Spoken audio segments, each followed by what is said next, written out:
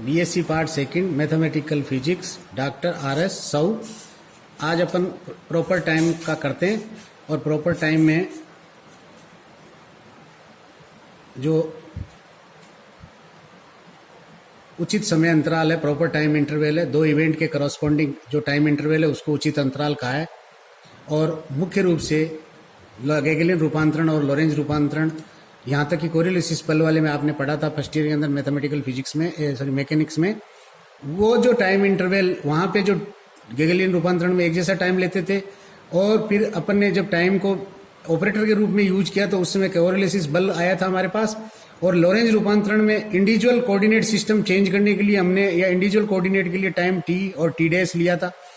अब दो इवेंट है, उन दो इवेंटों के करस्पॉन्डिंग पूर्व के जो वीडियोस देखे उसमें आपको पता है कि किस प्रकार से हम टाइम को फोर्थ कोऑर्डिनेट ले रहे हैं। और जब फोर्थ कोऑर्डिनेट ले लिया तो हमने उसके लिए डिफाइन किया डेल्टा एस स्क्वायर, यानी कि कोई समय डेल्टा एस स्क्वायर के स्थान पर निश्चित राशि डेल या d tau square is equal to delta S square upon C square को लेकर कार्य करना सुविधाजनक रहता है। यहाँ इन्होंने ये जो बात लिखी है सुविधाजनक, इसको आप ये याद कर लीजिए। ये जो टाइम इंटरवल है यही सब कुछ है फॉर वेक्टर के लिए। जब भी कोई मोमेंटम करेंगे, वेलोसिटी करेंगे, आगे कहीं भी कोई भी काम, मुख्य रूप से एक अगर फ्रेम ऑफ रेफरेंस में हो रहा है और फिर दूसरी फ्रेम ऑफ रेफरेंस में उसको अगर अपन चेक करना चाहते हैं या उस घटना को स्टडी करना चाहते हैं, क्योंकि डेल एस स्क्वायर निश्चित है तो डेल एस स्क्वायर अपॉन सी स्क्वायर भी निश्चित होगा, क्योंकि सी एक निश्चित राशि है। अतः हम इसे विशेष प्रतीक डी टॉ देते हैं जिसे उचित समय अंतराल कहा गया है। डी टॉ का वर्ग है जो आपके पास में equal to del S square upon C square, और del S dash square upon C square is equal to D tau dash square, यानी कि ये दोनों इस तरीके से लिखे जाएंगे या इस तरीके से लिख सकते हैं।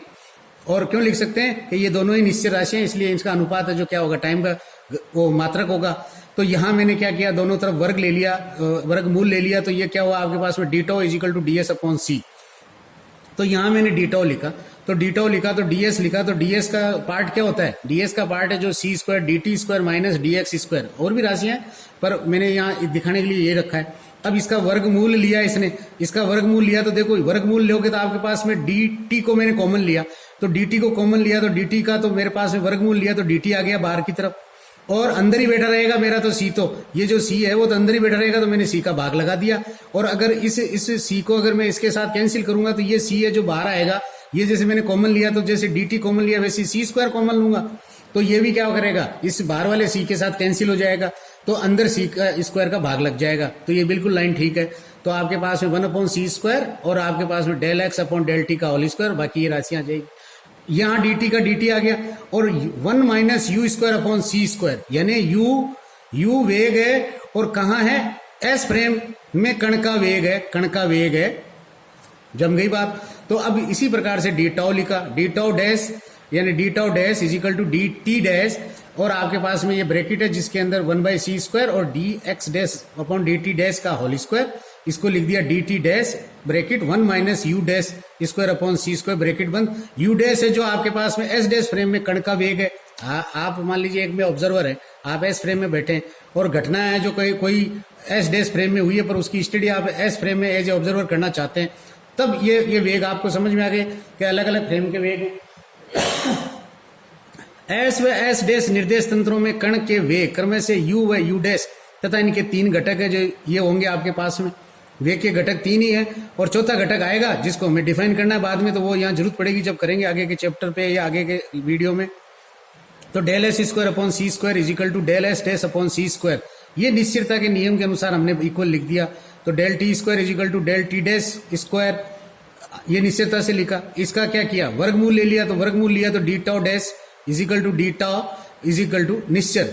तो यहाँ आपके पास में इस प्रकार से जो राशि प्राप्त हुई, वो राशि क्या प्राप्त हुई, ये राशि प्राप्त हुई इस प्रकार से आपको डी टाउ प्राप्त हुआ, और is equal to d t 1 minus u square upon C square का अंडर रूट, यानी कि 1/2। यानी कि मुख्य रूप से आपको क्या करना है कि यहाँ जो राशि मिली आपको वो क्या मिली कि यहाँ इसने क्या किया, यहाँ जो इसका जो ये पूरा का पूरा ब्लॉक क्या लिखा, यहाँ लिखा इसने 1 माइनस यू स्क्वायर अपॉन सी स्क्वायर, और इसी ब्लॉक को क्या किया हमने क्या डी टाउ के रूप में रखा।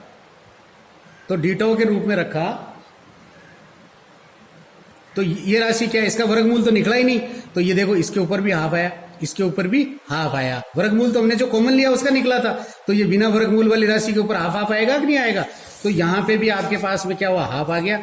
और ये कह रहा है सभी जड़त्वीय निर्देश तंत्रों में एक निश्चित राशि होगी जिसकी विमा समय के समान होने से इसे समय अंतराल को उचित समय अंतराल कहते हैं।